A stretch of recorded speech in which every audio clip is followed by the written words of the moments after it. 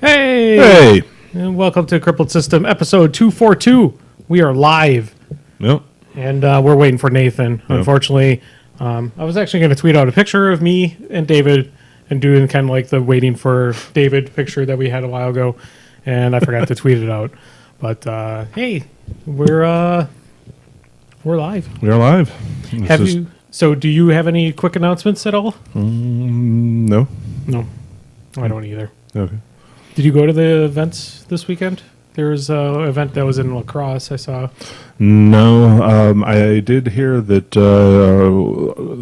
three of our local guys from Madison placed second, third, and fourth at the event, so that was pretty cool. Awesome. Awesome. Cool. Yeah, hopefully Nathan will be here soon. Otherwise, yeah, I'm sure he's going to have a story to tell because he did see Solo. Yeah. So. Yeah. Posted on Facebook that it was okay. He still doesn't like the name, and I think he's going to be disappointed because there's no hot robot sex in it. But he seemed to be really interested in the robot sex part of it, or the implied robot sex, I should say, since there's no actual robot sex in the movie. There's implied robot sex? Yes, there's implied robot sex. Interesting. Is anybody keeping track on how many times we've said robot sex now? No. I mean, if we had a crew that would handling the actual production of this rather than Andy pressing a button and that, we could have somebody in a control room that could be actually, putting a counter up for how many times robot sex has been said. So say that's clearly what we need for the podcast is a running total of robot sex utterances. Yeah, I mean, there's a really cool. I think it was. Oh man, I want to say. Oh no. I think it was not David Letterman. Jeez, Conan O'Brien that had Sex Robot, but it's not specifically robot sex, but it had Sex Robot. I think was that was it was a skit from what was it, the Whitest Kids You Know? Is that okay? Is that the group that does it wasn't? Oh, I'm thinking. I don't know. Yeah, no, we'll have to. So that's the further question is not how many times have we said robot sex, but now does sex robot count as an utterance of robot sex? Well, it could when it's layered. So like you'd have to have two instances of sex robot to have one instance of robot sex. Of robot sex. But if you said sex robot 3 times, that's 2 instances of robot sex, though. Correct. Yeah, correct. so it's a complex counting. Yeah. After the initial one, then it's always one extra. Yeah. So so we're making things confusing for our mythological producer sitting in the booth updating the counter. Correct. If we have room for a booth in this podcast area, which we do not have room for a booth. We can have a booth. He could sit on the roof out there. Well, actually. David does have... somebody had mentioned in chat that we don't have kids.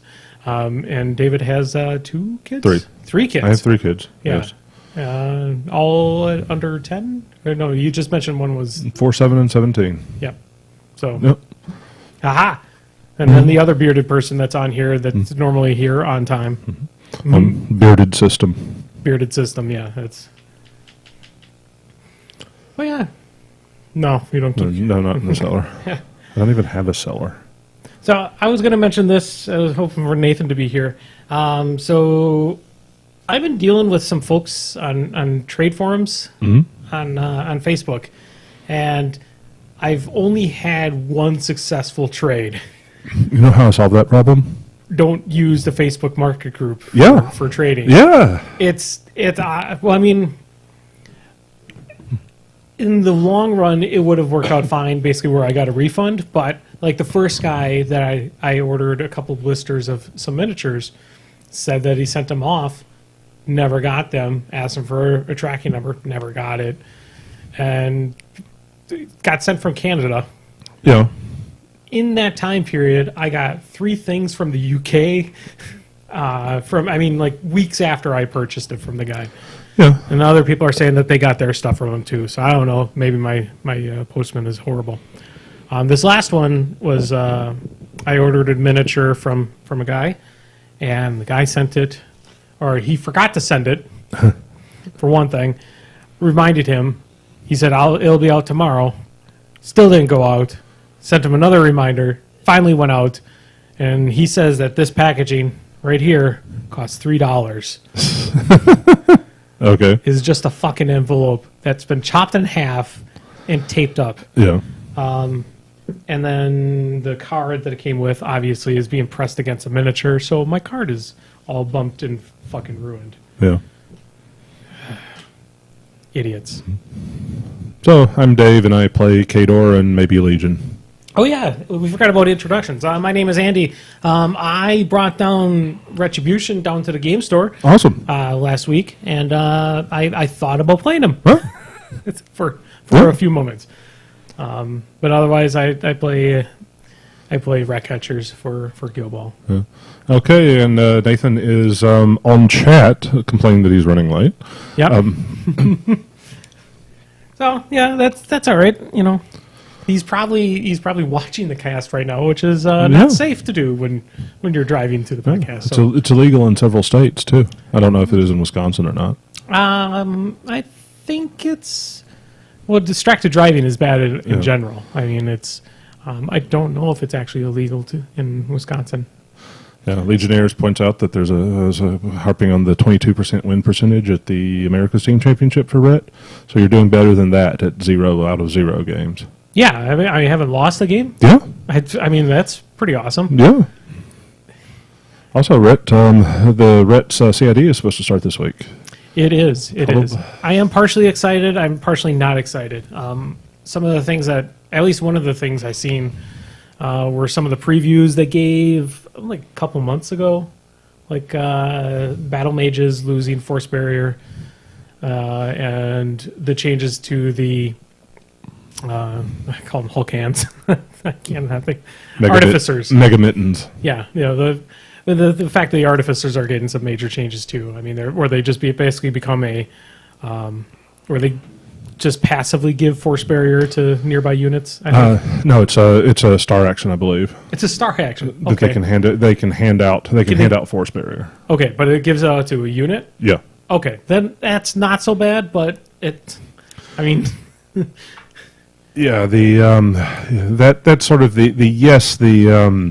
I mean, I think it's probably a slight nerf to the effectiveness of the battle mages because they're going down a point, which is fine. yeah. And they're picking up set defense instead of force barrier, and so then they put force barrier on the artificer as a solo.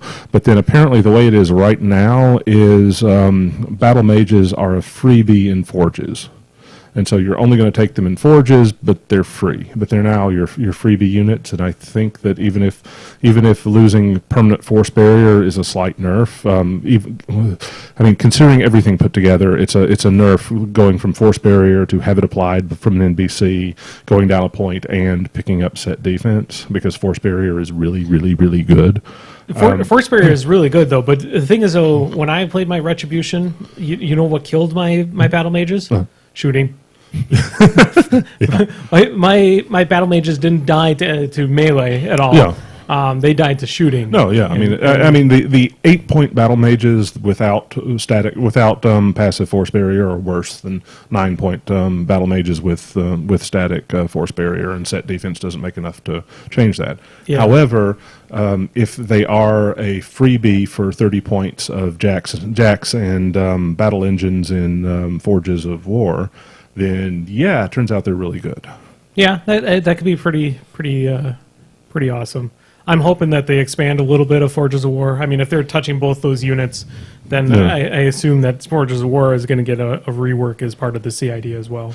Yeah, I'm expecting that. I'm not, although I'm not expecting it to add the Vire jacks to it. No, I don't think so. So when I say jacks and battle engines, I mean the theoretical Shail battle engines, because a Shail battle engine does not exist, and the only new thing that we've had any hint that's coming out of this is going to be a Nyar battle engine.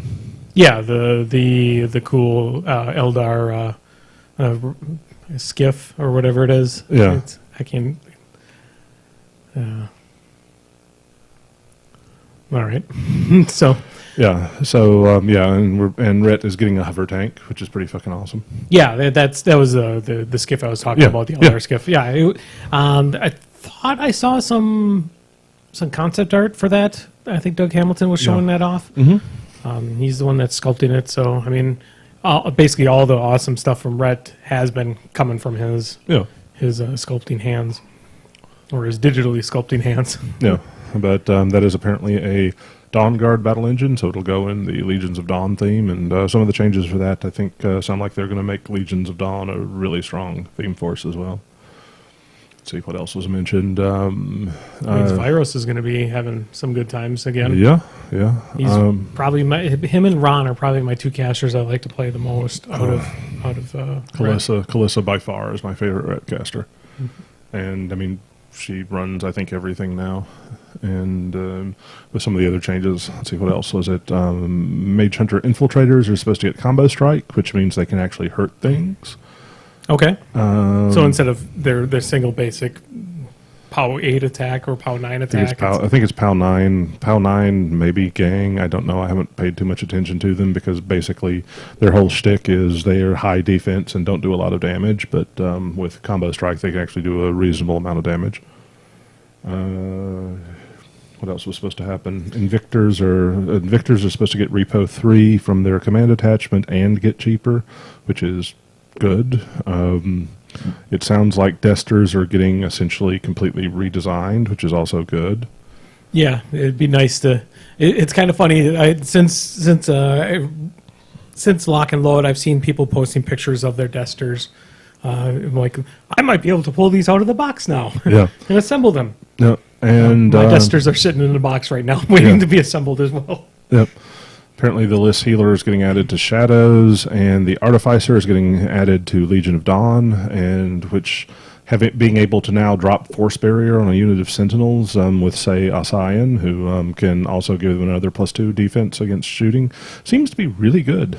So yeah, I think that's going to open up. It's going to open up a lot of stuff. I mean, I was already looking at ASEAN Legion builds. I was like, well, I'm not sure if this really does everything I want to. And then they made like 2 changes that I'm aware of that make that build a whole lot stronger. So I'm like, yep, I'm going to be doing this as soon as the CID hits. Let's see. My hope from the stuff that isn't mentioned is I'm really hoping the List Healer gets added to Legion, because Legions of Dawn is one of those themes that it has this awesome benefit that works on Marshal Jacks and doesn't allow you the solo that makes Marshal Jacks not a bad choice. So, oh sure.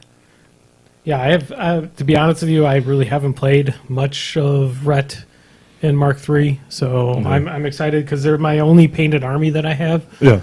So I'm excited to actually bring them out and play them some more. I mean, Ret in Mark III is... I mean, there are a lot of complaints in it. I mean, I think the biggest issue with Ret in Mark III is that outside of Defenders of Ios, most of the themes aren't terribly good, and the themes are kind of restricted, especially because the Ret Jack theme only allows half of the jacks, and it's mostly the bad jacks. Yeah, I mean, yeah. Well, I mean, yeah, I guess I agree with that. The Forges of War is it's just a Shail theme, so it wants only Shail jacks, and man, some of the fire jacks are just really good. Yeah. Like I miss being able to take a Banshee on a regular basis in theme, and or even the Sphinx once in a while has been fairly solid too. I don't know. Sometimes I think I'm the only Ret player that doesn't really like the Sphinx. Oh, but he's just cheap.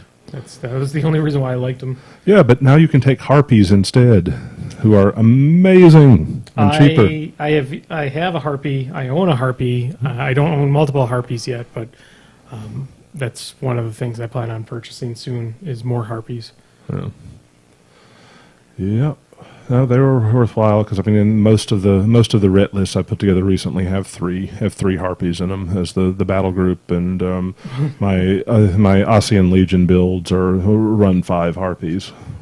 I mean, I think that's kind of even with because they have talked about making some of the changes to some of the other heavy jacks to make them more competitive, but right now none of them are particularly competitive to Harpies. Yeah, but all right. So anyway, I'm excited. That should happen. That should happen this week, as early as tomorrow. Probably more likely Wednesday. It seems like their updates have been on Wednesdays. Yeah. But I mean, they just got done with Lock and Load. They're probably preparing for, I think, Gen Con for Privateer. I don't know if there's another convention in between there. Yeah. I guess the other thing is that Wednesday's a holiday, so it would probably be Tuesday or Thursday. So we'll see. Yeah, that's true too. Oh, but yeah. Other than that, I haven't really been playing much in the War Machine area. Hmm. But Yeah, no, I am. Nathan, get here. No, I am working on still working on getting our team pairings. We've got our team together for the Wisconsin Team Championship, which everybody on Crippled System will be there. So you should everybody listening should come too. Yeah. I've got my team together, and we are still working on finalizing pairings. I think we've got 2 out of the 3 of us already chosen, and I'm kind of the wild card because I'm trying to pick a pairing that my captain can drop me into, stuff that he doesn't want to play. So I got to figure out what that's going to be. So I'm still I would have liked to have known what I'm playing by now, but I'm not stressed out yet. But I'm still really looking forward to the event because team events and War Machine are my absolute favorite thing in the game. So I've only participated in one team event. Mm-hmm. I've ran team events though, so I did those a lot. But I am intrigued. We are looking for one more person to fill out Andy's Mercenaries team to basically either help out with the event or to actually play in the event. So we just need one more person to fill that out. So far, it's just myself and Dan. So Dan wasn't sure if he could make it for the event or not, but he didn't want to commit in case if he couldn't make it. okay, So well, just need one more. just need one more. I will say I am somewhat relieved because I think I've got a pretty good team put together for it. Sure. And I had this list of well, there are about 5 players that I think are coming, and if any one team is made up of 3 of them, we'll be in trouble. And Dan's one of the people on that list. So if he's not playing on a competitive team, I feel better about our odds. What do you say? I'm not competitive? Well, I didn't think the Andy's Mercenaries was supposed to be. I thought it was just sort of a. Well, I mean, we're going to try. We're going to play our hearts out. Oh, if you're going to play, yeah. I mean, we're not. I mean, if we're playing, we're actually going to be try to bring some competitive lists. Well, once we know who that third person is. Yeah. But No, but I mean, if Dan is coming and is not sure if he's going to be playing yet, it makes me feel better. Sure, that's true.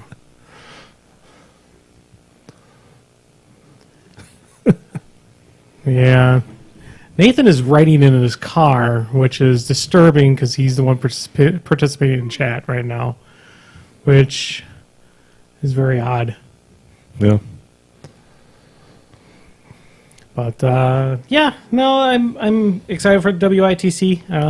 I mean, there's Gen Con, and there's the actual WTC, which I'm trying to be. Got invited to be a judge for it, and I'm trying to make sure that can actually happen. I'm not sure 100% yet if that's going to be able to happen. Yeah, I would love to be able to make it there. I'm not going to be. I'm not going to be able to make it there, but I'll be providing some level of support for it for list registration and stuff for the event. So. Awesome. Conflict Chamber is a great tool for everyone to use. Yep, and I really appreciate how many people use it, and I'm just happy to help with the War Machine community because one of the things I absolutely love about playing War Machine is the community for this game is awesome. And has always been and has been great because I played other tabletop games and other competitive games that the communities were not awesome, but War Machine's community is great. Yeah. I've been pretty lucky in most of the games that I've gotten into. I mean, like Blood Bowl is one of the other big communities I participate in, and it's a very similar thing. You know, where instead of just like we're going to go down and smash face, and I don't care about you as a human being. Yeah. I'm just going to destroy you, and if you feel sad, and fuck you. Blood Bowl is definitely not like that either. Yeah. It's really more of a camaraderie. You're going to sit down, you're going to have a pint, and you're going to push models around, and whoever wins. Yeah. Well, I mean, War Machine is also very. I mean, War Machine is the epitome of going into smash face. But unlike a lot of other games I played in the same genre, people don't seem to get upset when they get their faces smashed. Correct. I mean, that's a huge part of it. Is that it is hyper competitive, but it lacks the nastiness of a lot of other games that don't have as well. Oh, what's the word I'm looking for? Well, they're concise rules too. I mean, basically, when you have something that's going to run roughshod over your army, it's not like, oh, he interpreted this rule to mean that he could do this. Yeah. This is how the rule is. Oh, I should have been back an inch, or something like that, instead of.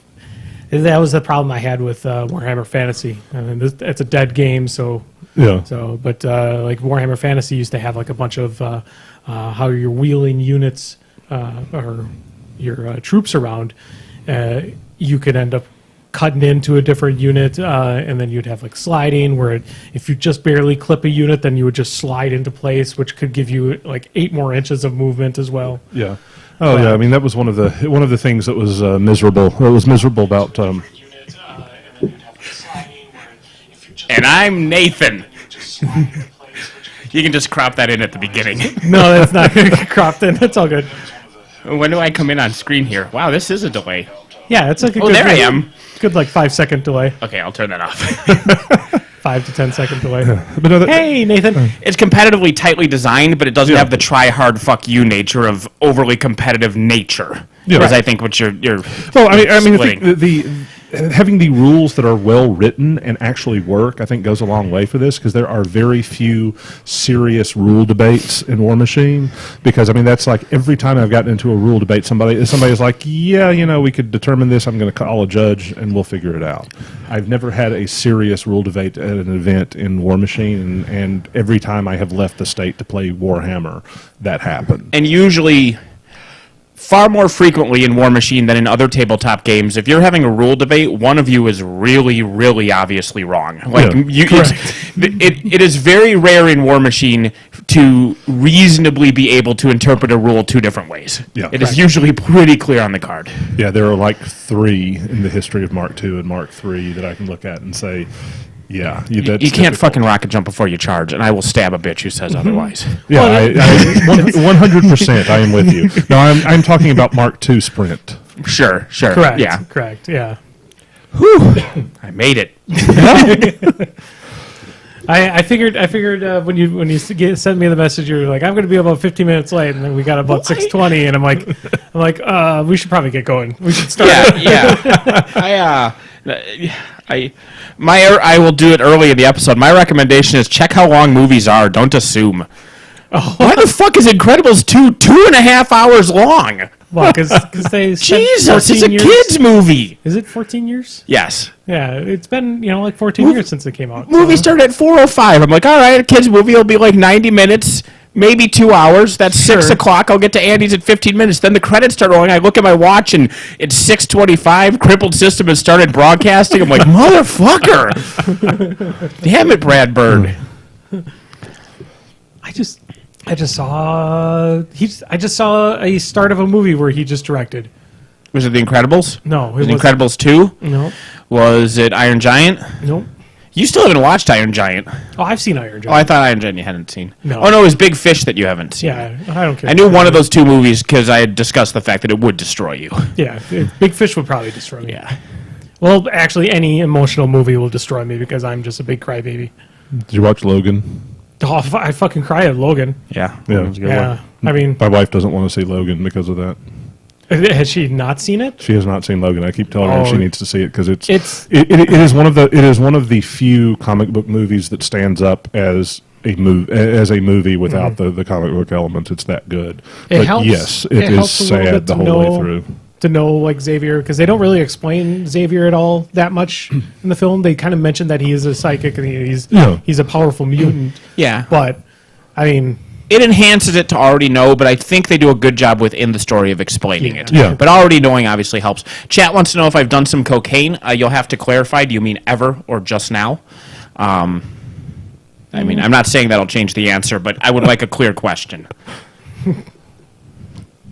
Maybe Nathan had somebody had mentioned in the chat that you had some white stuff on your mustache, and Yeah, you the- could have just had some milk. The chat also asks if Nathan is a mutant, and technically everyone is a mutant because the average number of mutations a typical human has is in the billions. So Yeah, yes. my thumbs go. But that's by average. like this. So somebody somewhere has 0 mutations. Statistically, What does the, that perfect person human? look like? statistically, the odds of that ever happening is virtually zero. Yeah. But virtually 0. That's different. In fact, it must happen eventually once there are infinite people. Once there are infinite people, but they're not going to be infinite people. It could be. Eventually. No, Sure. that's not how it works. Because I'm tight. I've had a lot of Diet 7-Up and pizza, and that's seemingly noise making. So you saw Solo. I did. Okay. Yeah, it's all right. The name thing's still dumb. All the dumb stuff I said was still dumb, but the movie was okay. And you're still upset that there wasn't any actual robot sex, and it only implied robot sex. There wasn't even implied robot sex because she specifically says there was 0 robot sex. She even says that she thinks that Lando, actually they call him Lando, which annoys me because I always, it's pronounced Lando and Han, not Lando and Han, but whatever. But she even says that she thinks Lando wants in on her circuit boards, but that ain't happening because she doesn't feel the same way back. I interpreted that as false modesty. Are you? It's pronounced Lando and Han. It's Lando and Han. Han Solo, not Han Solo. No, but Han. that's how Lando calls him, though. Well, yeah, Lando I mean- calls him Han. In fact, yeah, and then he corrects him to Han, but Lando Calrissian. no, he Lando. called Lando. Yeah. That's how. I mean, it might be the proper pronunciation, but the characters always seem to pronounce it the other way in the films. Ham, sad blowjob. This wee wee poo poo head guy in chat's interesting. Yeah. I'm not sure if they. Somebody's 12-year-old got a hold of the chat. I'm not sure if they're actually fans of the Crippled system or saw they went live. That's fine. It's all good. Welcome, Welcome. weird person. Yep. Also, wee wee poo head. Correct. See, because Brian is also in chat, Yeah. so he's the weird person was the joke. Yeah. I got nothing. Oh, my eyes hurt so much. It is bright outside. It is fucking bright. hot. Fuck too. the sun. Yeah.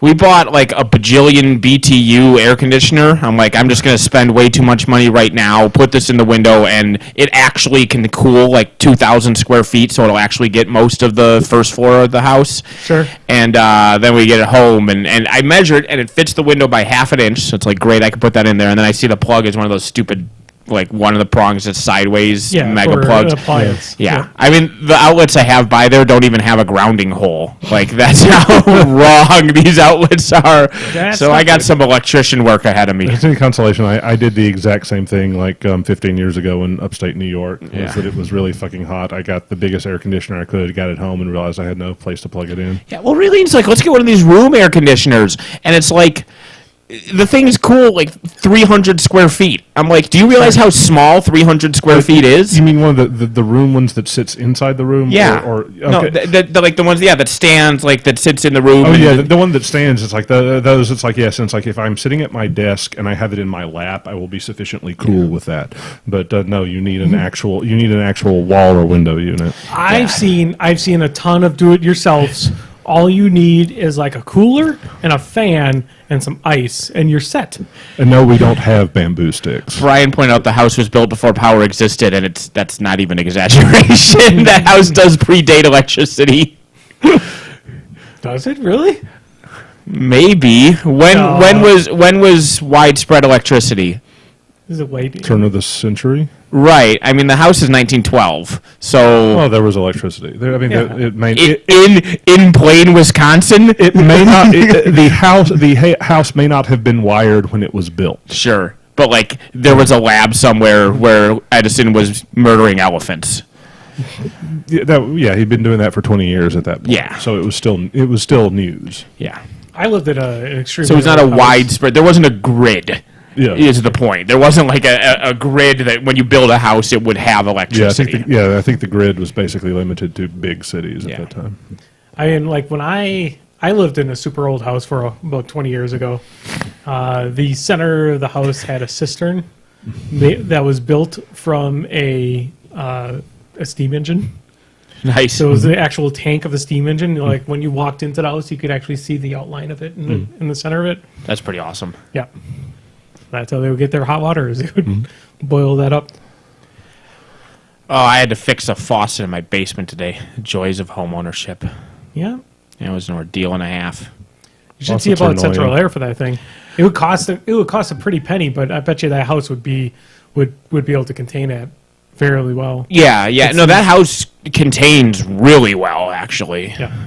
Yeah, like we didn't even have our heat on most of the time during the winter. So that was nice. Yep. But yeah. Oh, I had a Gwent anecdote to tell. And I'll just Oh. tell it and it'll go away and anybody listening who cares about Gwent will laugh and then you guys won't care. And this will take me 30 seconds. So I'm apparently not smart enough to have a deck that has both Dandelion Poet and Toad Prince in it because I keep accidentally eating the wrong things. There you go. Okay. Just wanted to say that happened to me this morning, and I had to forfeit a game I was totally going to win because I had Toad Prince Frightener, and I needed a Siren, and I activate Toad Prince, I draw the Siren, I'm like, yes, there's the Siren I need, and then I ate her instead of eating the Frightener and then playing her as my next card.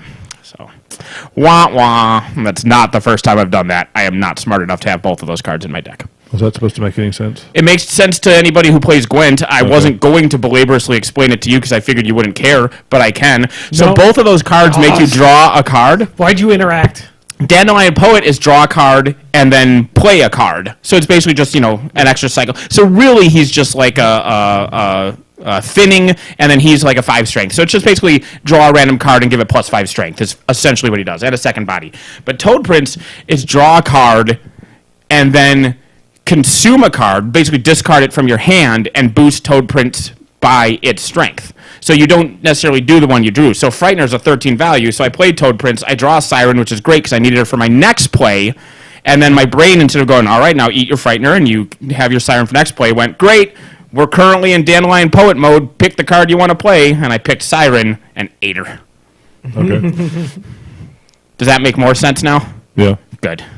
You can see how that was frustrating. So was this really ultimately a Nathan problem or a Nathan interacting with bad user interface? No, the interface is fine. I Oh, mean, okay. unless the only thing I would need is just giant flashing lights reminding me constantly which of the two cards I played. Like, it literally just play a card and do what it says, and I was just too dumb to remember which of the two cards I had played for 4 seconds. It's just draw a card, click a card, and in that 4 seconds, I'm like, Dandelion Poet, and then no, it was Toad Prince. Okay, that works. Yeah, it was pure stupidity. So dumb. That happens. Yeah.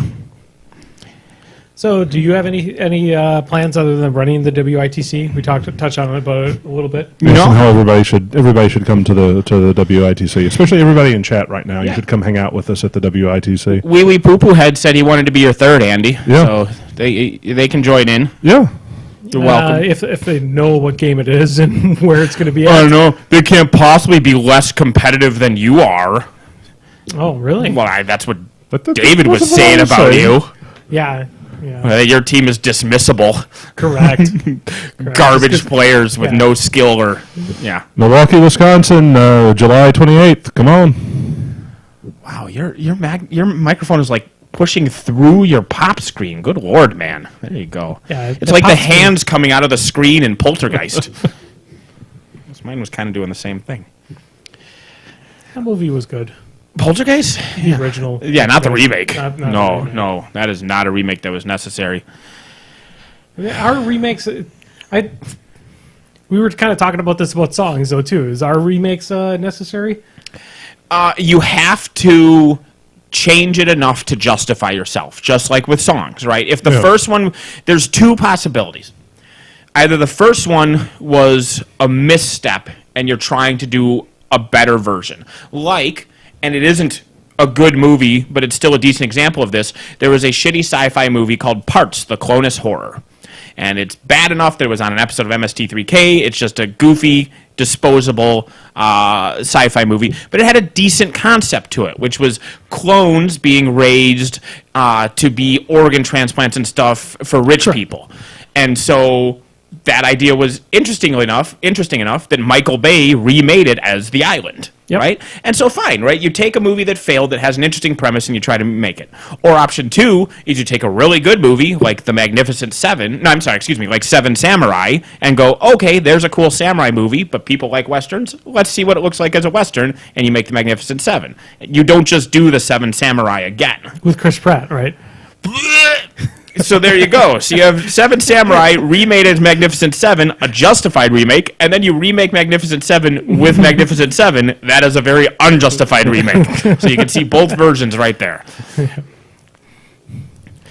Yeah. Yeah. The same thing with songs, which is how you get things like With a Little Help from My Friends. Sure, yeah. Or any Bob Dylan song remade by anyone who isn't Bob Dylan. Not just the obvious Hendrix ones, but Mighty Quinn, you know. Mm-hmm. Good stuff. Yep. Yeah, you don't do fucking shot-for-shot Psycho. Really? Really, Gus Van Sant? That was shot for shot? Yeah, the Psycho remake with what's-his-face? And, you know, that one chick, Vince Vaughn, was shot for shot. What's the point? I'm surprised that popped in my head cleanly. Yeah. Usually I'm just sitting there going, that guy was in Swingers. Yeah, I had such high hopes for Vince Vaughn with Swingers, and then he just kept being Vince Vaughn, and I got tired of it. It's kind of like I was okay with Ben Stiller until he was always Ben Stiller. Yeah. And I'm like, I don't need any more Ben Stiller. Something About Mary is entertaining. Yeah. You know. But, yeah. I saw that movie, like, this guy's funny. I look forward to this guy's career. I was wrong. Nathan's favorite movie with him is Meet the Parents. I thought the first one was good. You're wrong. I didn't mind Meet the Parents that much, but, yeah, it's definitely is not that great. Clay Pigeons was a decent Vince Vaughn movie. I don't even know it. Yeah, neither do I. It's a thing. It's because it's not just, you know, a Vince Vaughn movie. It's just like when you have a Ben Stiller. It's like fucking Punch Drunk Love as far as Adam Sandler movies, right? It's one of his best because it isn't yet another Adam Sandler movie. It's a movie that happens to have Adam Sandler in it. Correct. Clay Pigeons doesn't feel like a Vince Vaughn movie. Yeah, but I mean, part of the thing with Punch Drunk Love is that he was just an actor in the movie, and that every other movie he's in, he has some sort of creative control on it. Yeah. And Punch Drunk Love, they just said, oh, he's an actor, and turns out he can do that well. It's just that he doesn't do that anywhere else. Well, because all of the films he has creative control over are just tax schemes and embezzlement. Yeah, I mean, it's basically almost the same thing as Yui Bowl. I mean, that's pretty much Adam Sandler, and in a nutshell now, is just he just makes schlock. And people who seem to have loved him before, they try to go back to try to rekindle that nostalgia of like good Yui Bowl?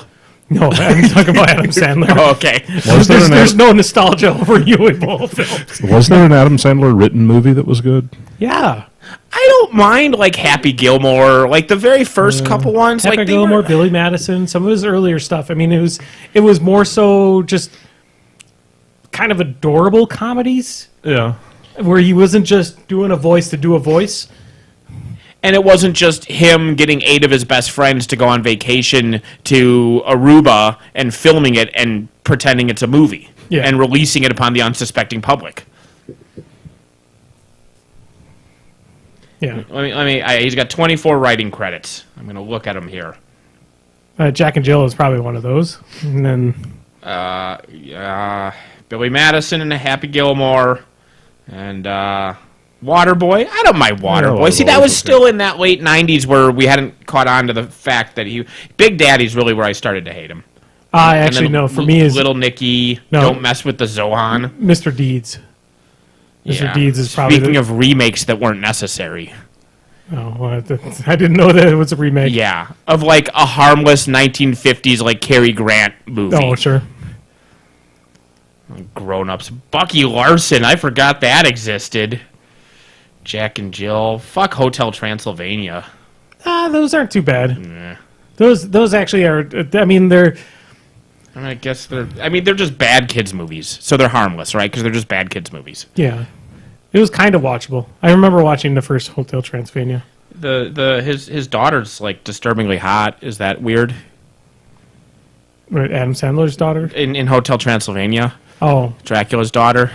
Is it okay that she's kind of weirdly hot? sure. Okay. Speaking of which, I think Elastigirl's butt was bigger in this movie than the first one, but maybe that's just me. Okay. So he didn't actually write the Observations. Ridiculous Six then? He did. I wasn't going to bother with that. you were gonna mention that? Okay. I was looking for where we gave up on him. Oh, okay. Yeah, I would say that would be about yeah. What do you mean she's not? Chad's a liar. She's not 9 years old. She's got a fucking kid. She's married and has a kid in the Hotel Transylvania movies. Apparently the third one came out. No, I think it comes out like in a couple weeks or something. Or I've seen something like trailers for it. I don't think it's Correct. out yet. I mean, this is my interaction with children's movies is often that I'm pouring cereal for my kids, and it's like, there's a movie coming out on the back of the box. Sure. So, Chat did mention something about board games, though, and we haven't actually talked about board games in a while. So, I heard that you guys played some Cthulhu yesterday. Cthulhu Wars. Cthulhu Wars. Yeah. And I watched Jason play the terrible faction and make the absolute worst move on turn one, and then I drew the terrible faction randomly the next turn and made the exact same terrible first move, and then 5 seconds later realized, and it's like, I am fucked for the entire game because I That did was that. literally the identical move. Yeah. Like, not even the same tactic, but the exact zones. Yeah, that was a terrible, terrible idea. David's learning from example. Yeah. I Yeah. learned it by watching you. Yep. Yeah, no, I had good times with Cthulhu Wars. I heard that things did not go exactly well. It Brian, depends on who for. yeah, Brian texted me after the first game and told me that if I won again, he would bury me in the middle of the woods with his copy of Cthulhu Wars. So I'm in It would be an trouble. expensive grave. It would be at least Yeah. a good scavenger hunt to Well, try to that's- find it. Yeah, I told him, awesome, win-win. I get a free copy of Cthulhu Wars and the sweet release of Death. And a whole room full of grave robbers set up for it. It would make a nice story. Yeah, Yeah, I mean, shit, that's a Wes Anderson movie right there. right. It's like a simple plan, but with Cthulhu Wars. No, actually, it was my fault that he won the second game because I actively screwed up. What was his name? Tim. Tim. From winning. I actively went down. It's like, no, I'm going to stop this, and stopping Tim winning let Nathan win, and I got nothing out of it either way. So yes, it was my fault. This should probably mention to people in the audience or people that are listening to the podcast. They probably don't know what Cthulhu Wars is. It is a large-based game that's kind of similar to Chaos in the Old World, where you have It is all very similar, or Blood Rage. They have the same action point mechanic. Yeah, where they have a lot of large models, a lot of very beautifully detailed sculpted models for just about every single one of the old gods. I think all the old gods, I think they pretty much filled up the yeah. whole Most of the thing great old ones. Yeah, from what's his name? H.P. Lovecraft. H.P. Lovecraft. Yeah. Yeah, it's yes. The last couple of sessions of that have been frustrating for Brian and for me, but yeah. So like, I don't know why in that game people don't attack me and then I just win. And they should be attacking me. And Brian's like, please attack Nathan. And I'm like, you guys should probably be attacking me. And then nobody attacks me, and then I win. Yeah. And that's infuriating for Brian. And then it makes me feel really bad because I want to keep playing the game. Yeah, and so the first game, just nobody attacked me, so I won by 1 billion points because I looked like on the victory point chart, I was in last. But I had a stack of hidden victory point shits like 7 feet tall, and Brian and I kept mentioning that meant I was probably winning, but people kept attacking other people instead, and then I won. And then the second game was comedic, with air quotes around comedic, because I was doing pretty well, and I was going to get like second place, which I was okay with. Like Brian and I were pretty neck and neck for second and third, and Tim was going to win. and then Tim went for the win, and I screwed him out of it. He bungled it. He bungled it enough that I had a shot at stopping him, and I made my 50-50 shot at stopping him, and barely failed to stop him. And then David is like, "Well, actually, sure, we stop him." So then Tim couldn't win. Okay. And then Tim's like, "Well, fuck it. I'm just going to end the game anyway. Now that I can't win, I'll make sure as few people can win as possible." So he ends it when the only people who legally could win are Brian and I. And at that exact moment, I was like 2 points ahead of Brian, so I won. And Brian just said, "We're done." Yeah, it was a shame. Yeah. But I mean, that's how that game works. I mean, Cthulu Wars, just like Chaos in the Old World, is one gigantic cock blockathon. That's the point of the game. Yeah. Well, and you just need, and that's the thing is, you need to be aggressive in it, because if you're not attacking each other, you're not stopping each other from winning. And if you leave people alone, whoever's got a stronger victory point engine will win. And so you need to make sure you're shutting down that engine. Yeah, I participated in one of the last ones. I think the one before that one. I got stuck. We were playing on the ice board, I think it was, Nathan. Yeah, I think so. And I was in charge of, or my thing was messing with portals. And if I remember correctly, portals were faction. The portals were freezing over. Yeah, that was an annoying combo. Yeah. So I was basically utterly useless throughout most of that. I do like the Yellow King, though. I'm happy you won with the Yellow King, though. Yeah, that was just marching around, desecrating lands. If I get to play it again, I do want to try playing as the Black Goat, because it looks interesting and it looks subtle, and I think it plays differently than it looks like it plays. Sure. But I'm not sure the next time I'll get to play it. Yeah, as in, you're probably not invited over to Brian's again to play. Brian probably is burning his copy. Well, you can go probably pick it up at I'm bored. Yeah. Well, he's got a good point. Is it's hard, like, for new players, they sit down and they look at their faction, and number one, there's only like a 60% chance that they'll understand how their faction plays. Mm-hmm. And number two, even if they do, that takes so much focus to figure out that there's zero chance they're going to figure out how the other 5 people's factions play at the same time. 90% of that game is like, wait, you can do what? Wait, what? And that doesn't work until you've played the game enough that every player at the table knows the special abilities of every faction at the table. Yeah. And that requires a group that plays multiple times. Yep. Yeah.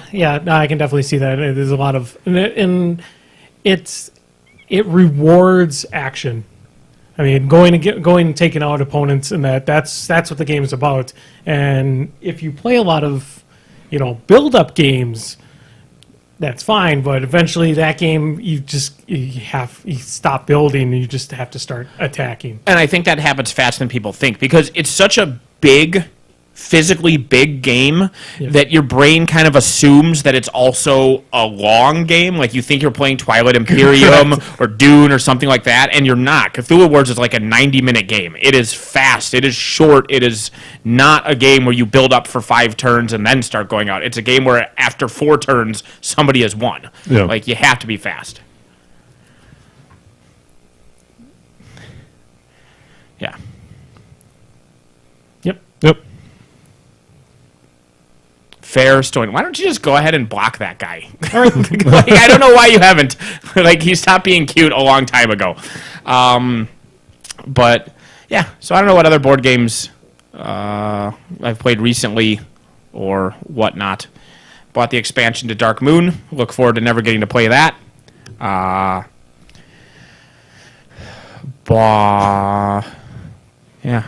I bought way too much. What's that other, Mansions of Madness? I think I talked about that last week, though, where I bought like all of Mansions of Madness. Well, I've been buying a ton of Shadows of Brimstone as well, so I'm all caught up on Shadows of Brimstone. I'd love to start that up again. Oh. Hold on. Go ahead. You guys keep... We can. There we go. You have admin ability. You can block people. Block. Don't mod. There you go. There we go. There's the ban button. Bonus. Ta-da! Woo! That was fun. Sorry, my screen was exploded too much, so I couldn't actually see him. I don't know who that. Like, I feel like I recognize that name. Like they were in chat last week, so I think that's like actually a person. But Quite possibly, but I mean, language on there was. yeah, they were was a getting little bit weird. strange. Yeah. It was just getting weird, and you have to wonder about the pathology of somebody that decides to troll us. That is true. Yeah, out of all the things they could be doing on Twitch right now, trolling yeah, others. Yeah, out of all of the people that matter that they control, they choose us. Yeah. That's depressing. Like that's the saddest thing. I did almost make him a mod though. So that's, Yeah. Oops. Yeah. Oh well. so last Thursday, Pegasus has got a really cool thing that's happening now. Every Thursday night, they have a board game day down at the Old Sugar Distillery. So it's a distillery, so you get some nice alcohol and a great environment to play board games. So I went down there last week with the Kofoots, played a bad version of Role Player because I don't remember how to play the game very well. So we were able to figure it out and got things rolling for a while. But I had all the cards in there from the expansion. Sure. We were just going to play the basic game. Oh, so sure. every time we pulled out the marketplace, we would be going to like this. This doesn't make any sense. Right. And then we have to toss that card out of the marketplace. Played that. Played some Dresden card game, which is a great filler It is. game. The Dresden card game is solid. I wish it felt more thematic. You know, it's a lot like who's that guy I hate who made literally all the board games ever. You know, he designed like all the board games. Motherfucker. Talk about Is it yourself, Rosenthal? Richard. Richard Garfield. What? Richard Garfield. Richard Garfield didn't make all the board games ever. What Is board- it Vladov or is it your Is it Uwe? Uwe Boll? No, Uwe Rosenthal. No. You're not talking. You're not thinking old school enough. Oh. You're not thinking father of the Eurogame genre. Uwe The Boll. guy that did Catan. The guy who did fucking everything. He did everything. You're not helping. No, not helping at all. You're not helping. You're the worst. I can't even think of like any kind of board game designers, so I can plug into this one here. Frank Castle. No, Reiner Knizia. Fucking Reiner Knizia. Jesus Christ. It's like the fucking. It's Reiner Knizia. He did everything. Anyway, the point is. I was gonna say, did you suddenly forget what you were talking about? No. When you were looking up what. No, you so were the talking thing about? with Reiner Knizia games is that all of them are just boring math. Like, every one of his game could just be cards and tiles with numbers on them. Yeah. And then he just slaps theme on top, and sometimes he gets away with it, and sometimes you're like, yeah, not this time, Reiner. So what games has he made? Oh, for the love, like, literally all of them. Let me go to the Reiner Knizia Board Game Geek list of games he has made. Modern Art, Medici, Tigris and Euphrates, Through the Desert, Samurai, Ra, Lost Cities, Stevenson's Rocket, The Lord of the Wings Cooperative Game, Battle Line, Taj Mahal, Winner's Circle, Amun-Re, Blue Moon, Ingenious, Keltis, Indigo, Kin. He invented Eurogaming. I kind of view that as Raw and a bunch of games that are just rip-offs of Raw, which it no longer surprises me at all that they're all written by the same guy. Yeah. Ra is his best game. Like, Yeah. Ra, like, I hate Reiner because of how ubiquitous he is and how, like, I feel like Jesse in Breaking Bad he just can't keep getting away with it. Like, every time a Reiner game comes out and he makes all the money, and I'm like, it's just numbers on tiles. There's no creativity. But Ra's the one where that works for me. Ra's about the only one I played out of there Yeah. But, that I've actually enjoyed. I've only played a couple of those, but I've read the manuals of several of them, and I was like, this is a cheap rip-off of Raw. This is also a cheap rip-off of Raw. So, yeah, I mean, since it's one dude that likes numbers on tiles, okay, that makes more sense now. But yes, so the Dresden game feels a lot like that to me, where it's numbers on cards, and Sure. for some reason, and I mean that's fine. Like, but most board games, like there's the theme and there's the mechanics. There's always theme and mechanics, and for some reason, as much as I love Dresden Files, the theme just is so blatantly veneered on top of number cards that it just doesn't work for me. And I know some people love it and they feel the theme and they feel like they're playing as Harry Dresden and whatnot, and I just don't. I feel kind of bad about that because I want to love that game. I haven't played it enough to really, and Yeah, I I don't haven't know played the it. Dresden universe as well as I should. I know that there's an investigator and he's got a dog, and There's a he talking rides skull, isn't there? He's got a T-Rex that he Only seen. briefly once. Yeah, that's really about the I actually most almost I know. wore a Dresden shirt today, but I wore my I wore it this morning mowing the lawn, so it got dirty, so I changed to my Here Come the Mummies tour shirt. The Dresden Files is one of those things that I know about because it's one of the things that my wife occasionally listens to on audiobook while she's knitting.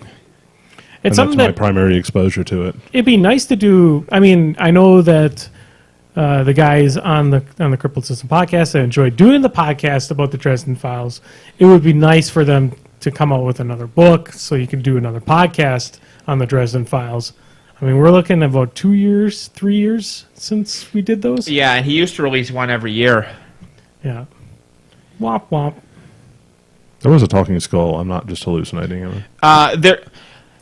Yes, Okay. I will just say yes. I could more complicatedly explain the fact that technically the skull isn't a talking skull. The skull's just a vessel for a wind spirit and blah, blah, blah. But Sure. yes is the short answer. Sure.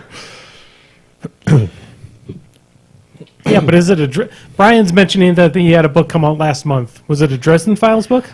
It was a Dresden Files book. It is a collection of short stories. It isn't a novel, and more importantly, it is not a continuation of the storyline of the series of novels, so I don't care.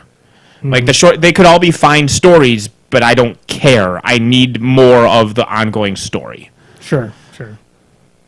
3 of the stories take place. All right, now I care a little bit more if 3 of the stories take place after the last book.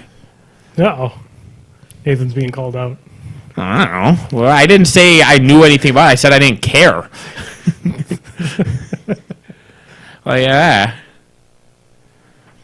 I just never read any of the books, so I have no vested interest in it one way or the other. You should book on tape them while you're painting and playing World of Warcrafts.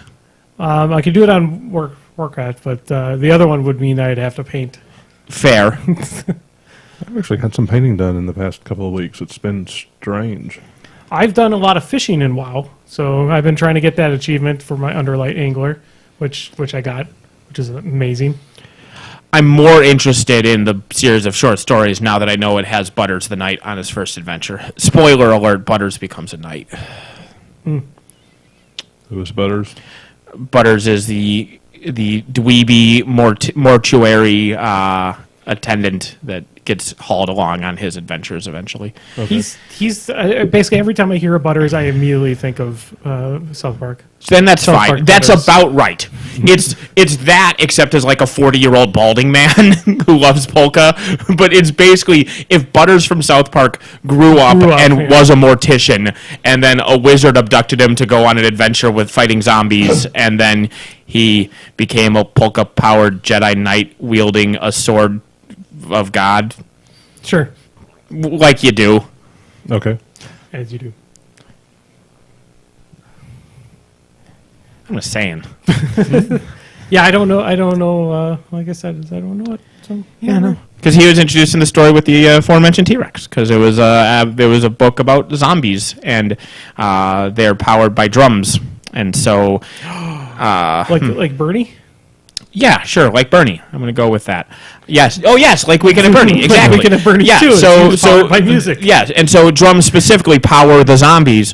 And so Fight Fire with Fire, Harry decides that he needs his own undead army, but instead of an army, he just goes to the Field Museum and reanimates the skeleton of Sue, the Tyrannosaurus Rex, to use in the war against the zombies. And the music he uses is Butters' one-man band polka costume. And Sure. so he's just accordion and oompa band and cymbaling it up, riding on the back of Sue, the T-Rex skeleton, and it's amazing. Okay. All right. Well, that's And that is the series that, like 5 books later, Glenn said that it had jumped the shark because something happened. I'm like, how do you have a series? Like, did you forget what you were reading? Like, once you ride on Sue the T-Rex's reanimated skeleton being powered by a one-man polka band, you can't jump the shark. The sharks have already been exploded in space. Yeah, I would probably say that, yeah. Then the final game we played on Thursday was we played some Zombies Keep Out, which I got to introduce a bunch of new people to that game. That's a solid game, even without being a Private Press fanboy. That's a solid game.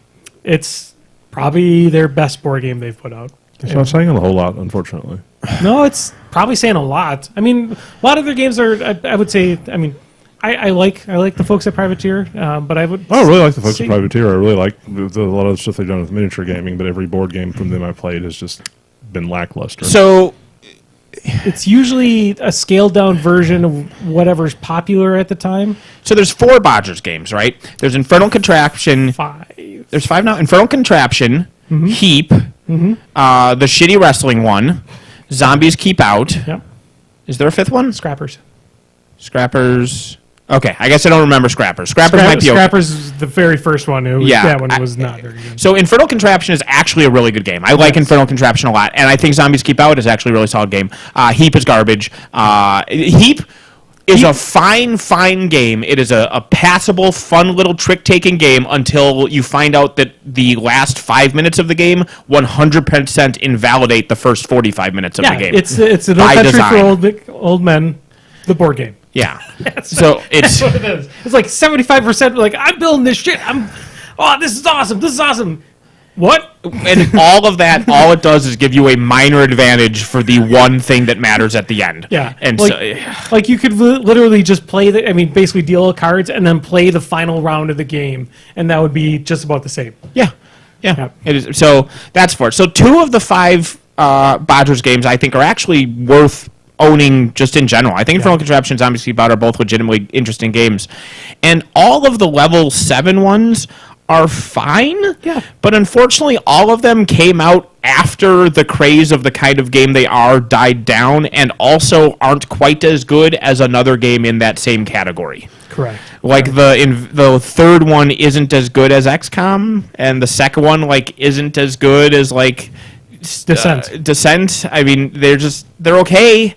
They're okay. One would argue, but if you though, had to pick one game from each category that they're in, they just aren't winning that category. So one would argue that Invasion is not really the same as XCOM. No, but it's an it alien. touches that same vibe. It doesn't have the real time aspect of XCOM, but it's a cooperative game where you're defending Earth against alien invaders and whatnot. Cooperative, competitive. So Is Invasion cooperative competitive? I thought just the first one was cooperative competitive. It's kind of both. Oh, okay, my bad. You're trying to stave them off, but then you're still trying to be the number one nation. Oh, I didn't know it had the competitive aspect as well. Yeah, so the theme of coming out with games after everybody else does. So what about Riot Quest?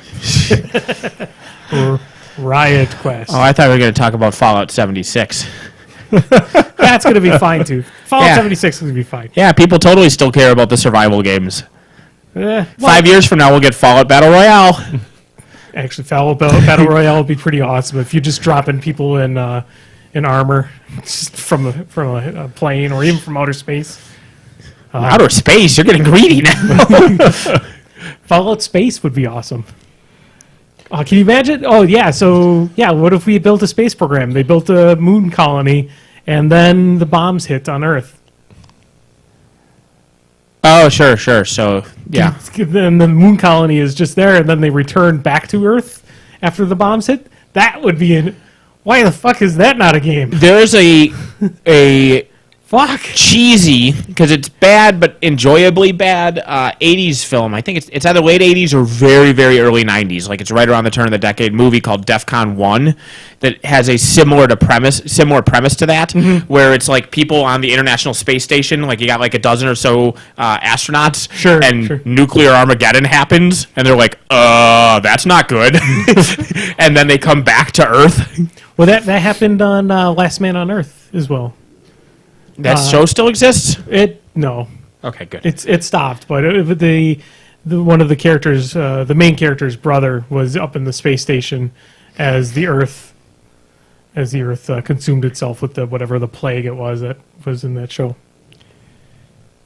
It was 1985, and it's called DEFCON 4. That's right, because the people who made the movie didn't understand which direction the DEFCON system went, and so they named it the second highest one because they're like, oh, it's almost all the way up to 5. Yeah, do your research when you name your movie guy. Yeah, when DEFCON 5 is normal and DEFCON, yeah. Oh. Jesus, But Reiner, you made so many games. But man, that would actually be a really good game. I should send that idea to Bethesda so they can build that. in 3 or 4 years. Yeah, 3 or 4 years. Have a vault that's on the moon. That's that would be really cool though. Yeah. No, yeah, Battle Royale. It'll be fun. Nah, I'm good. I think the survival thing would be just fine. The way it seems like it doesn't seem like it's going to be full on PvP. It sounds like the map is going to be incredibly larger. It doesn't sound like you're going to be really sharing with many people in that regards. You know, We will see. We'll see. I have heard enough Peter Molyneux press conferences that I do not believe what designers tell me about their games. Hello Games existed. I do not believe what press releases tell me about people's games. Elder Scrolls Battle Royale, Fallout went. No, it's what we really Fallout need to do. What we really need to do is make, because we've been talking about doing a Metroidvania style game. We need to make a Metroidvania Battle Royale. You could definitely do that. Yeah, you would just have to have a massive area with power-ups, and then as you got more and more power-ups, it would almost just be like Fortnite or whatever, but instead of just finding guns, you would find double jump and shit like that. I think you could just probably take Metroid Prime and make that into a full-on PvP game. Yeah. You need to, like, the whole map, though. Yeah. Yeah, and just, like, start people in random spots, randomize where the power-ups are. Yeah, that'd be kind of cool. I'm like, oh shit, she's got the ice beam. Oh my god, oh my god, oh my god. Yeah. Metroid Prime or even just Super Metroid. It doesn't have to be 3D. Fuck it. Yeah. I would play versus Super No, I was thinking Metroid. specifically 2D. Yeah. Yeah. I played Awesome Knots with a friend for a while. Side-scrolling MOBAs are interesting. But yeah, I mean that's no. Now I want to go home and start writing a Metroidvania battle royale. Yeah, the only thing would be making sure that you can't get stuck somewhere. You know, like the powers would need to be advantages, but not required travel things to get from one zone to another. Yeah. Otherwise, I figure you would randomly generate the stages, but go through with pathing to make sure that you don't exactly. Speaking of randomly generated stages, did you see what's coming to the Switch soon? What? 20XX. Oh, is it? Cool. Yeah. I'll get it. Yep. Yeah, I'll get 20XX for the Switch. That sounds all right.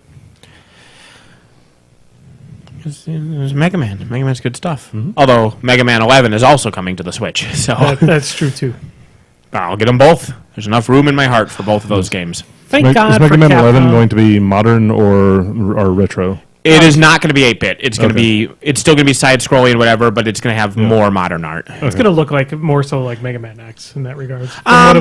From what it sounded like. Yeah, or more. I mean, more like Mega Man 8.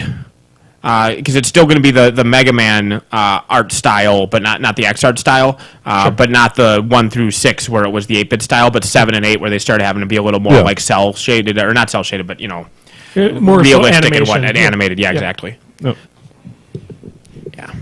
Yeah. Oh man. So many new games coming out. I'm excited. If only we were independently wealthy and all we had to do was sit at home and play video games constantly. That'd be good. Yeah. Sadness. Yeah, because if you're independently wealthy and you can do nothing but play games all the time, then you can do that on Twitch or YouTube and support yourself that way. So it's a nice way to support yourself if you're already independently wealthy. That's true. It's amazing how that works out. Or if you are hot. Yeah, that too.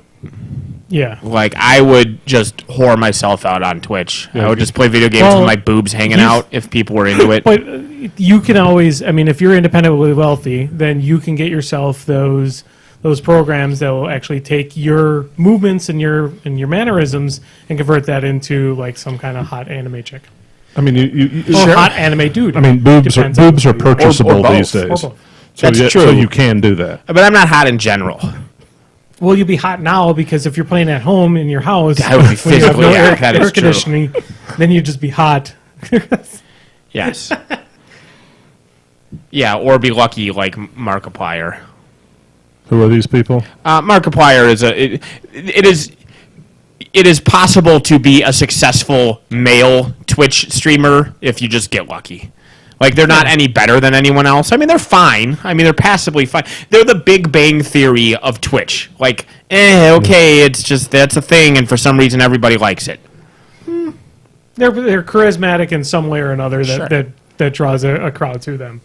The luck's there, because there's Comparing them to 100 Big Bang- million people trying to be Twitch streamers, and it's not like Markiplier is in any way, shape, or form like noticeably better than half of them. Sure, but I mean, I would say that they're a step above, much steps above A lot of them. Big Bang Theory. Okay, sure. Big Bang Theory would have been dismissive, but the point, it's like any show business thing, right? Like Robert, well, whatever. I'll stick with him as an example. Like Robert Downey Jr. is successful. Mm-hmm. I guarantee there are 1,000 failed actors who are just as good at acting and just as good looking as him that are waiting tables because they just never got a break. Yeah. Right? Yeah. And that same thing on Twitch, right? Like Markiplier, fine, he's fine. I'm not saying that he's not entertaining. I've watched him and he did some Hot Pepper Gamings. He's all right. But, yeah. He just got lucky. My father likes to talk about how music is that way because he was a professional guitarist for several years and said, that he knew a lot of Any show business. Yeah, he knew a lot of professional guitarists people have heard of, and he said the guys playing the clubs that you've never heard of are better. Oh yeah. They just didn't get lucky. Yep. Yeah. Yeah, I'm not comparing to PewDiePie. Like, let's not. That's not. PewDiePie is the Big Bang Theory of Twitch and YouTube and whatnot. He's kind of. He's worse. Yeah. You know, he was doing okay until racist rants and anti-Semitism. He and started out as Big Bang Theory Correct. and then actually became a terrible person. Even at the beginning, he was inexcusably just bad. The thing I don't understand about PewDiePie is that I had heard all of this about the racist rants. It's like, okay, what did he say? And so I followed a link and was going to one of his videos where he said racist stuff, and I never got to the racist stuff because I was like, oh my god, this is unlistenably bad. Yeah, and Yeah, he actually at the beginning was even worse. Like he used to just shriek, like literally just shriek like a raccoon in a trap, just shrieking in pain, and just yell rape, rape, rape, rape, rape. And that's not exaggeration. There's just clips of him just going rape, rape, rape, rape, rape, rape, rape, because he just thinks saying the word rape was funny because 12-year-old boys were watching and they thought saying the word rape was funny, and it's just intolerable. Listener is mentioned on the chat though is basically he hosted a lot of Five Nights at Freddy's, and that's a reaction game. Sure. And so people like watching other people get scared. Yeah. And he reacts crazily to those He type of screams games. so that if you're wearing headphones, your ears gush blood like geysers sideways out. If you yeah. Do you watch iZombie? Yeah. I have videos to show you later on of Raul. He's the mortician. I think the mortician on the show. But he works with Funhouse a lot, and there's a couple videos of him doing a horror themed on there, and it's really good. The main character from iZombie is a pet in Diablo 3. Oh, really? Yeah, Oh. yeah, she is. And something I didn't notice, I was there's a subtle things in movies thread that I frequent on forum, and it bleeds not just movies, and they were talking about television, and there's a lot of subtle little jokes in iZombie that I hadn't noticed. Like I noticed stuff like having the evil people's name be Fillmore Graves, you know. Sure. Sure, right? But like the district attorney, his name is Baracus, so it's D.A. Baracus. Sure. Wow. Like, that's amazing. It's a show that I really enjoyed. I honestly only watched the first season. It's something that I've always been meaning to just sit down and just start binging.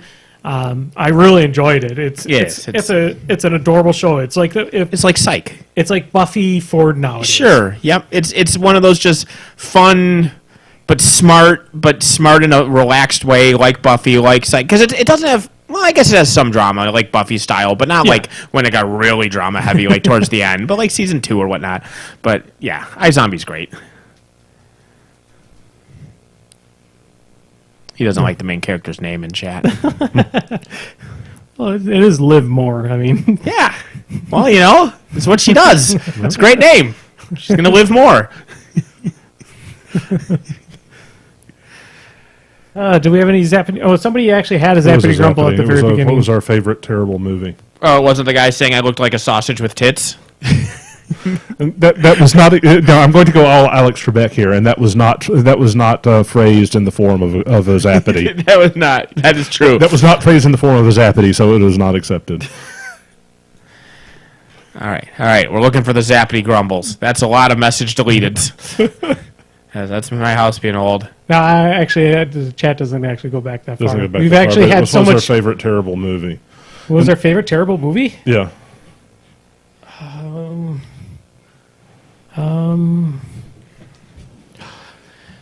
Speaking of which, I'll buy time Sure. while you all think. But speaking of terrible movies, it is about time Under Siege, Dark Territory. that we gets made? saw a movie about Bumblebee, the Volkswagen Beetle Transformer. Fucking Finally. A, the trailer looks fucking awesome. And Michael Bay has nothing to do with it. It looks. It, Hands off. it What is looks this? like the Iron. They're making a Bumblebee movie. And Michael Bay isn't touching it? It is Bumblebee, the yellow Volkswagen Beetle Transformer, Oh, he's and his actually- adventures on Earth. Yes. He's a Beetle. It's- Yeah. It's Is like it live action or? Yeah, it looks exactly like the Transformers movies. Like Okay. his face looks like the Bumblebee. It's obviously a spin-off. There's a prequel to those with just Bumblebee, and he's a Beetle. Because this movie apparently doesn't have to abide by the fucking General Motors contract. Maybe that expired, or maybe I don't know. But it's a prequel to that. It's just him. At least in the trailers, it's just him. It doesn't show Optimus or any of that. It does show some Decepticon because there is a fighter jet transforming. So well, it's Starscream. I'm in assuming fact- it's Starscream. Well, a gray, red, and blue jet I'm assuming it's Starscream. looks just like him.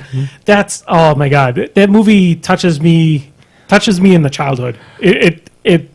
Or just the trailer itself, I get emotional just watching it. It's just it feels like the Iron Giant. It feels like, you know. Well, these movies are built on nostalgia, right? Yeah. And you don't give us the correct thing. That's Yeah. frustrating. Like, I wanted Bumblebee, and Bumblebee is a Volkswagen Beetle. And that's not a nitpick, goddammit. No, it's not. I mean, I don't think he stays a Volkswagen Beetle throughout that film, though. But Maybe at the That's- end he'll get, like, super wrecked and damaged in the dramatic final thing, and he'll have to save himself by turning into a Camaro. Like, okay, fine. Or whatever he is. Is it a Camaro that he Yeah, is? it's a Camaro. yeah, I think so. So maybe that'll happen, right? Well, this is the first time I've been hyped about a Transformers film since Transformers. I mean, I got really hyped when. I was hopeful. Well, I didn't. Bay one coming Michael out. Bay wasn't really at that point of like, I'm just producing schlock for schlock. Right. He was an action director, and he You got The Rock. The You got... Island is You good. yeah. I love the Island. I love the Rock. Armageddon was entertaining for what it was. He hadn't gone full stupid. He hadn't cranked his Michael Bay meter to 11 yet. Correct.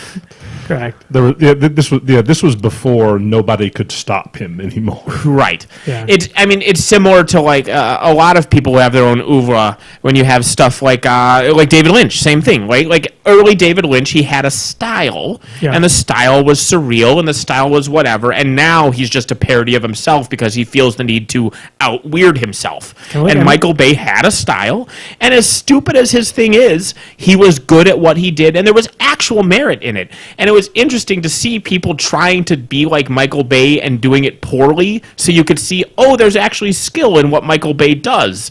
Well, Bad Boys and Bad Boys 2. Sure. Two other good Michael Bay. Well, like I saw a great example of Lindsay Ellis, who you might remember. She used to do things as the nostalgia chick on the channel Awesome Thing, and now she does her own thing on YouTube. But she was talking about Michael Bay's style and how you actually need to stop and think about him as a filmmaker, not as a joke.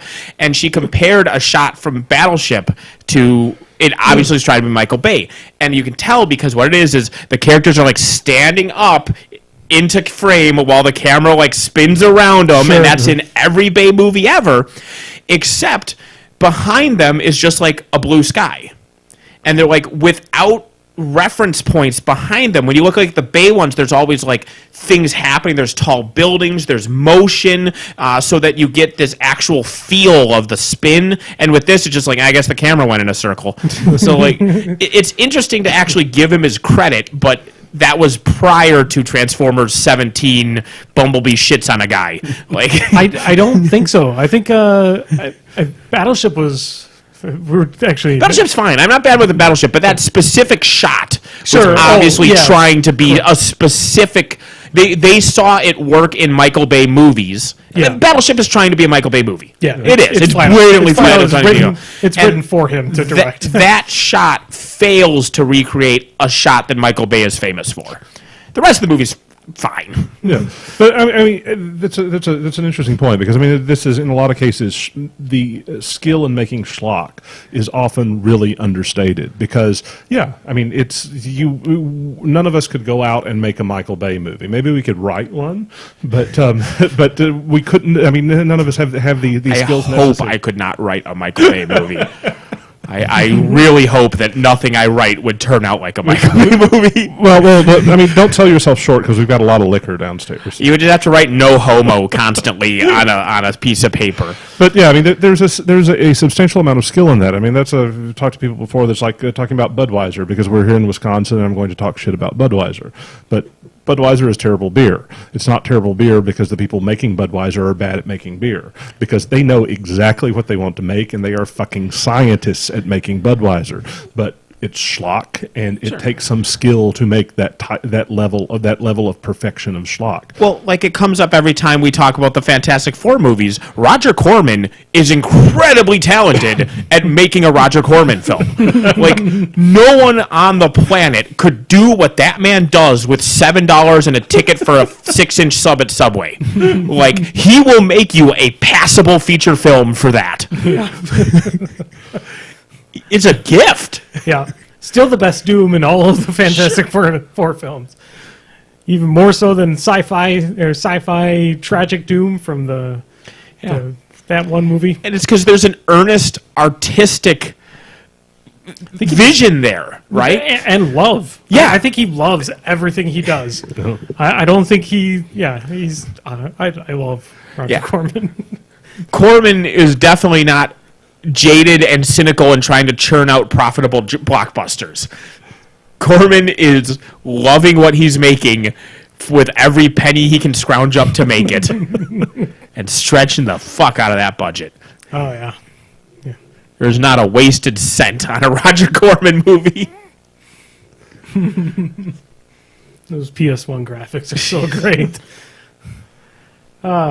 Well, we're talking about, which brought up this whole conversation, is our favorite bad movie? Terrible movie was specific. Terrible movie. Man, it was brought up in the conversation, but Battleship is a pretty fucking awesome bad film. Just all out. Like, the fact that all the aliens are using pegs to put as The fact that they actually use the red pegs is brilliant. the red pegs. You have brilliant, the David. grid. You've seen it, haven't you, David? No, I haven't. The alien ships literally shoot the red pegs from the game, and they just slam into the boat and sit there for a minute and then explode. On top of that, You're making a Battleship movie. You need the red pegs. later on, there's grid warfare. As they're trying to hit one of the alien ships or something like that. B7. Yeah. Okay. And it doesn't make sense. But when they finally bring out the old... It's a spoiler for the show. When they bring out the old ship with all the World War II vets manning like an old school, World War II ship, battleship, when they bring that fucker out of that walking museum, it is, oh my God, fucking amazing. Yeah. You have AC/DC playing in the background. You got the old guys just fucking loading up shells into the cannons. Battleship's dumb, but it knows it's dumb. And like I said, the instant I saw those red pegs slamming into the ships before they blew up, and tell the best red peg story, Andy. There's a sequence, okay? They fire like 3 red pegs into one ship, and it explodes, and that ship is splinters. And it's a big one. It's like a destroyer. It's not like a little cutter. It's a destroyer. And then the humans decide to fire again at the alien ship, and then they fire like 50 pegs into another ship. Yeah, like 3 of them just destroyed a boat, and then later on they just shoot like 50 of them into a boat, and you're like, oh no. It is a great schlock film. I'm going with Battleship. Yeah, and it's a David, your tough favorite question. movie is Battleship as well. It's a tough question because is it a terrible movie? Like, schlock is. Like, I'm trying to think of a movie that is objectively bad, but like I still love it. Like the people who enjoy watching The Room, for example. Sure. You know, Yep, that would because be if we're talking about movie. schlock, but schlock that's fun, similar to Battleship, goddamn did I love Ninja Assassin. Because there were ninjas and they assassined the hell out of things. Yeah. It was exactly what you get from a Ninja Assassin movie. I love. There's a great shot in it. I laughed so hard in the theater because fuck yeah, I saw it in the theater. Is like the lady's trying to drive away and escape from a bunch of ninja assassins, and like they throw like 1,000 shurikens into her car, like in the chase sequence. Like it's covered in shurikens. It looks like the buzzards from Mad Max Fury Road by the end of this chase sequence, and she gets away, and then it fades to black, and then it opens on her car just parked in front of a Motel 6 in broad daylight with 1,000 shurikens just still sticking out of it. It's like, I think that's a little... People will notice your car, lady. I mean, Crank movies, I would consider them being... Crank 2 even crankier. Crank 2 is being probably like the epitome of my favorite. Yeah, I mean, of Action course, schlock the final battle, that fist fight in the power station. The fist fight in the power station is great. Why is there not a Crank 3? I don't understand. Because sadly, Crank 2, as beautiful as it was not particularly profitable. No, it was not. Yeah. So, favorite terrible movie? I'm going to have to say the Angry Birds movie, because my God, it was terrible, but it understood that it was terrible. Sure. Well, it's a kid's movie. Like, did it just, like, basically apologize to parents and be like, here's some stuff to keep you entertained? Yeah, Sorry. I won't necessarily suggest anybody watch it, but watch the trailer for it, because the trailer has the one actually good scene in it. Is it the farting scene? Is it the urine? The peeing in Yeah. the lake scene, which I thought was actually funny, because it was one. They actually did. You could see it was coming a mile away, but they were able to play up that you saw that it was coming. Sure. And they made that build-up part of the joke as opposed to being like, yeah, I get it. Yeah. Sure. It's not like going to be when we watch the Muppet Murders. When we watch that movie, whatever that movie is called, and we see the Office. Sunnyville murders, Sunshineburg, Happy Time Murders. Something Happy like Time. that. I think that sounds right. But that sequence that happens in the office with the two puppets and the ejaculation going on for minutes, I don't think that's going to be entertaining in the film. But if we saw it in the film itself without the trailer, it would probably be funny as hell. Yeah. I don't know. So the ejaculation thing, it depends if it's the Peter Griffin hitting his knee or Sideshow Bob stepping on the rake thing, right? Like it's funny, and then it's not funny, and then it's funny again. And there are 3 different ranges that a joke like that can fall into. And so in the trailer, it stops in range 2. It stops at range 2. I would need to see if the movie stretches it to range 3. Yeah. Well, I kind of wish that sequence was not in the Red Band trailer. I don't think it was necessary. It would have been. I think it would have been more entertaining if it was just fully in the film. Sure. All right, Nathan, what's your favorite movie? Well, I said Ninja Assassin. Oh yeah, you did say Ninja Assassin. Sorry. All right, and then we got recommendations. I didn't see any more Zappity Grumbles at all. I didn't actually make a tweet this week at all either. Oh, that's all right. Yeah. But recommendations. I've been watching. I would say watch AMC television shows. Generally, about 90% of them are really good, either in a drama or a sci-fi thing. There's some low misses on there. Sure. Like I'm in the middle of watching Dietland. Okay. It's an interesting show. It's basically about a gal, a heavier set gal, and her trials and tribulations as being a heavy set gal. Sure. And dealing with the society. She works as a ghostwriter for a very popular. Like with the penance stare and everything? Yes, yeah. She works as a ghostwriter for a... Oh, ghostwriter. Writer, Oh, not writer. That's different. Writer. I was super excited. But, Plus-sized female Ghost Rider was my new favorite comic book.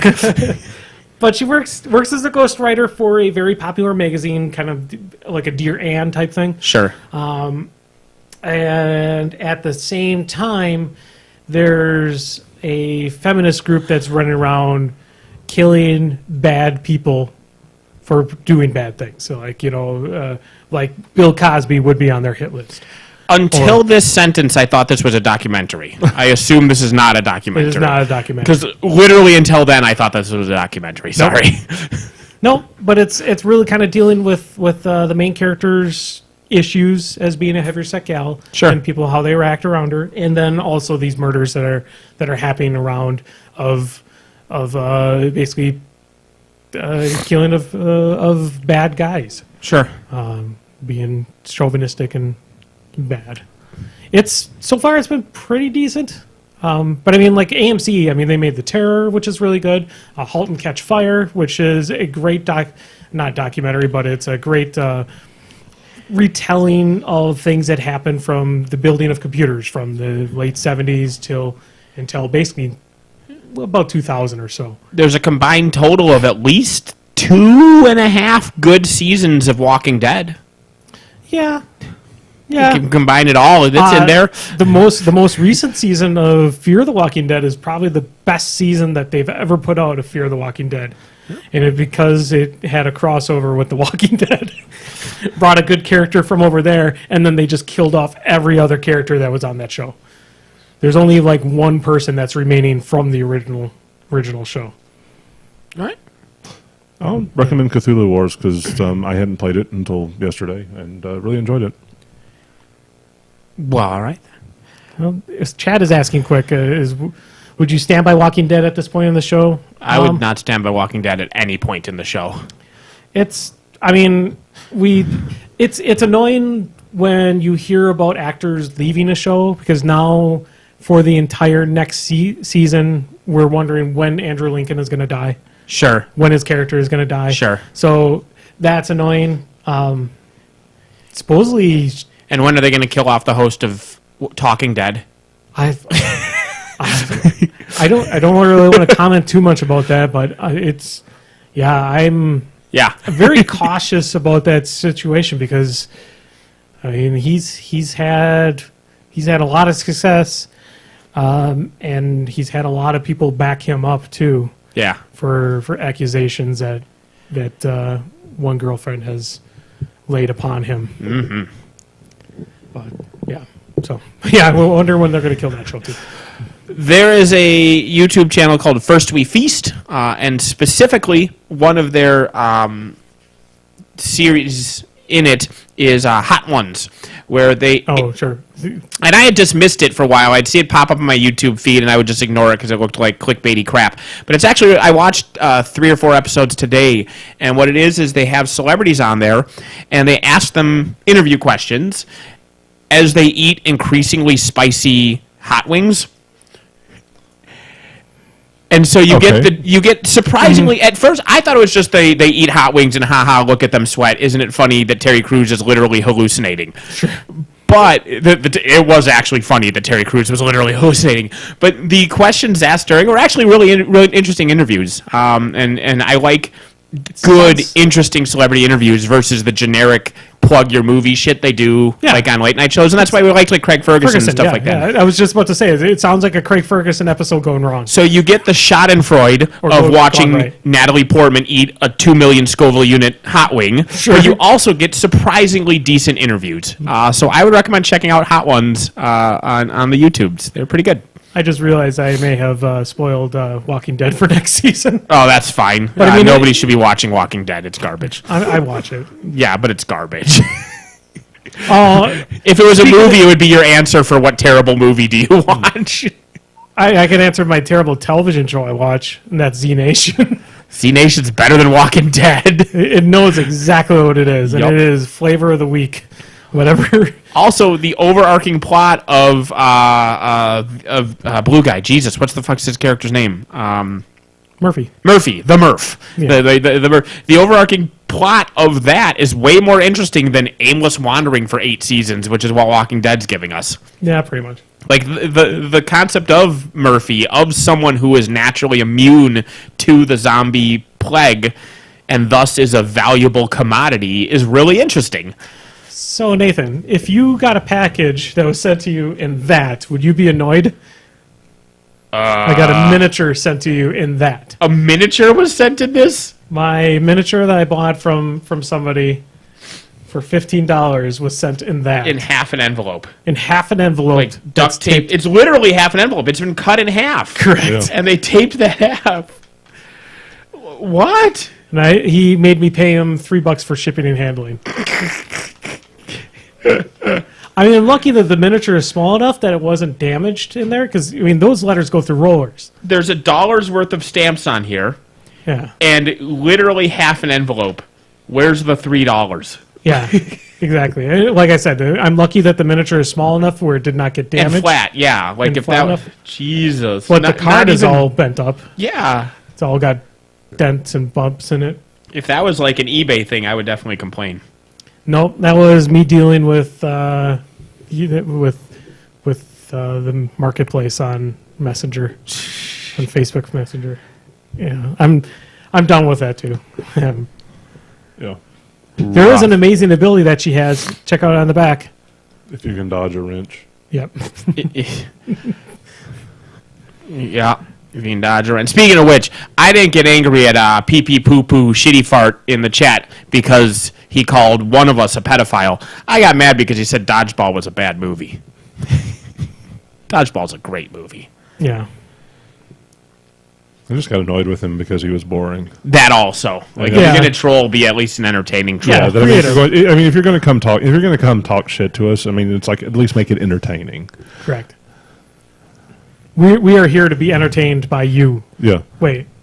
Yeah. Yeah. Yep. All right. Thanks, y'all, for watching. We'll catch you next week with episode 243. Try to be here right around the same time. You want me to be here around the same time I was this time? No. I mean, That's what you just said. I Man, kinda this did card say is that. fucked. yeah. That's the only thing that's annoying. Well, it's not too bad because Shoot on it. season 4 of Guild Ball is coming out soon, so I'm not going to have to worry about that card. But it was a gift for a friend, so that's the annoying part about it. Sure. So I got it for a friend, and that fucker. I sent him a text too, asking him where the hell it is, because I had to send him like 3 messages to ask him where it was, and he's like, you know, I'm like, do you have a tracking number for this? And then he sent me a picture of a tracking number for something that went to North Carolina. I'm like, I don't live in fucking North Carolina. He's like, oh, let me see if I can find that. There's no fucking way he had a tracking number for that. It's just 2 stamps on half an envelope. Yep, exactly. So he fucking lied to me. He didn't even wrap it in like No, tissue paper. That's exactly how it came in. Jesus. It came in with the protection for it was the card it came with. So Good times. Yeah. All right. Thank you all for watching. We'll see you next week. See you next week. Bye.